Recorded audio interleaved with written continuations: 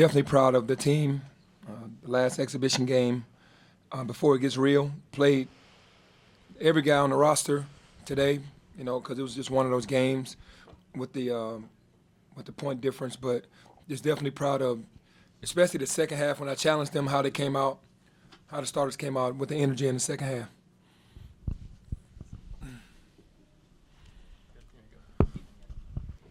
What exactly did you say to the team at the half? Because it seemed, I think you guys came out to a 15-0 run or something number like that. You seemed like whatever you said at the half really worked with them.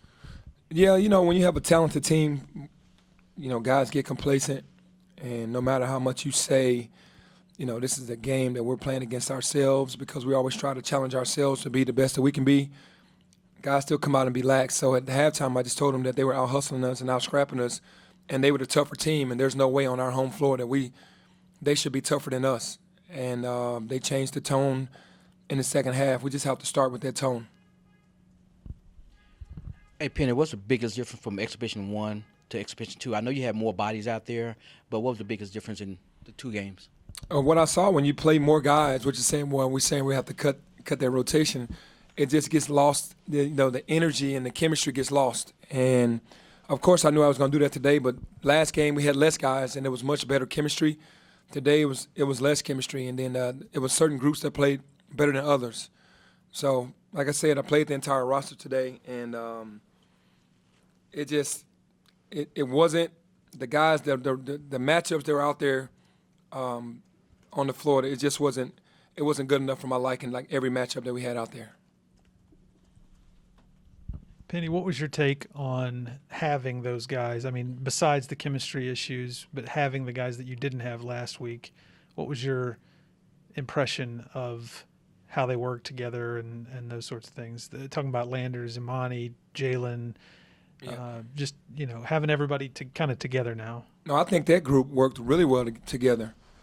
Imani played really hard the entire game. Landers came off the bench, gave us big numbers, played really well. Jalen got into foul trouble, but still he's a freshman. He's going to do some great things. I thought that group, I was anxious to see Imani and Landers on the court together with Jalen and the rest of the guys, and they did well. Penny, the full court trap defense, obviously the last 2 weeks forcing a lot of turnovers. Do you expect that we'll see that throughout games, even entire games, as good as you are and as deep as you are in pressing teams and forcing turnovers? Well, we're going to be more calculated on our pressure. We don't, and then some games we will, pressure a lot to where we'll go from half court to full court to denial, and that rotation has to be strong with those guys because I think that, I know that that's going to be who we are. Every night is a defensive team, and sometimes just a half-court shell defense isn't enough. You got to speed the game up, and we're ready to do that. But, 39 turnovers this game is phenomenal. I can't remember how many there were last game, 30 maybe. That's 69 turnovers. Obviously, that's not going to happen. We would love for that too, but then also to capitalize on that. But we're going to play that way. What did you think about Imani specifically? He didn't play lead guard a whole lot, but he's a great passer when he's not the lead guard. Does it not having the ball in his hands all the time liberate him to sort of be that creative? I guess my thoughts on Imani generally. I think it helps out. I think, Alex having the lead guard role in the game today helped him just, relax, kind of see things from the wing, play out of closeouts more, do things more dynamic from that point of view. And then when he had the ball, he made plays, he got more comfortable. I think that's what that allowed him to be way more comfortable. It's not like he can't play the lead role, but having Alex, a veteran at the point guard, can, relax him more.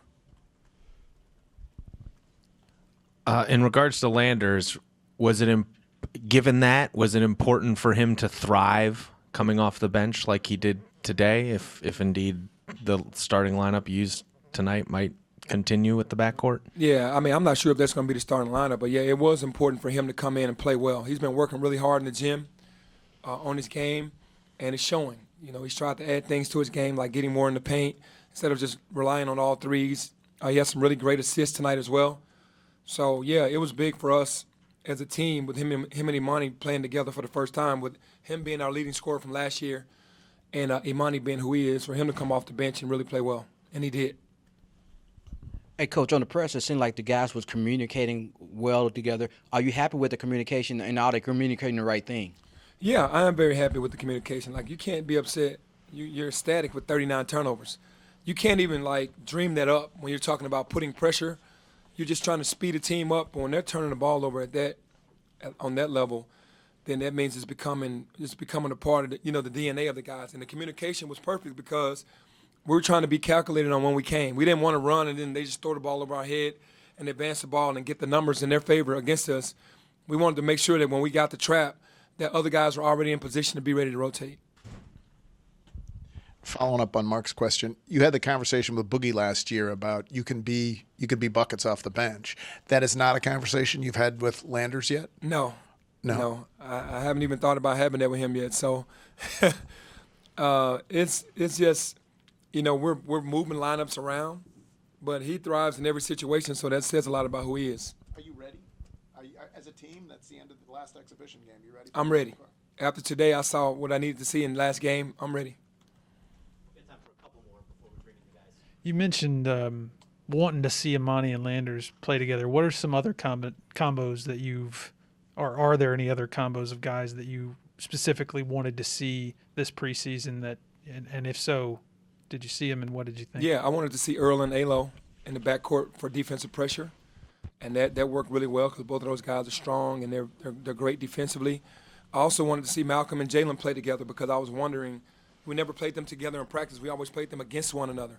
So to put them in the lineup, that lineup was one day before we actually started last game. That's the only time they had played together was the day before the game against Lemoyne. And I wanted to see that lineup, and it did really well. So to me, and then have DeAndre at the 3 to see how he could maneuver, if he could maneuver better from the wing instead of being, at the 4 or the 5, just to try to move him around a little bit. So I wanted to see that.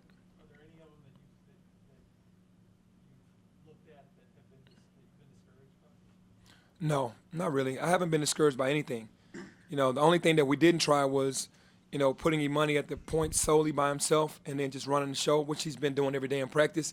We didn't see that, but I'm pretty confident that he can do that. Okay, Penny, anybody who watched Jonathan in high school knows he's a fiery player. Obviously, the incident at the end, I'm sure you weren't happy about it, but you liked the way he plays with that intensity. What did you say to him afterwards? I didn't say anything to him. I just know that the competitive nature and the fire that he has inside of him, it sometimes gets the best of him because he's so fiery, and that's what you want. You don't want to ever take that away. He's going to compete to the finish. That's how he's been raised. That's how he plays, and I'm okay with that because he's just gonna play hard every possession. He's going to compete. Penny, there was a lot of Memphis on the court, whether it's you, Andre Turner, a lot of guys on both rosters are from the city. How important was you to kind of have that kind of Memphis tie on the court and kind of playing against Andre Turner for the first time on the college level? Yeah, no, it was very important. The ties are big. His assistant coach, Michael Clear, was our star player at Treadwell when I was in 8th grade. He was actually the star player before Elliot Perry. He's the assistant coach with Dre, and then obviously Andre going to Memphis State.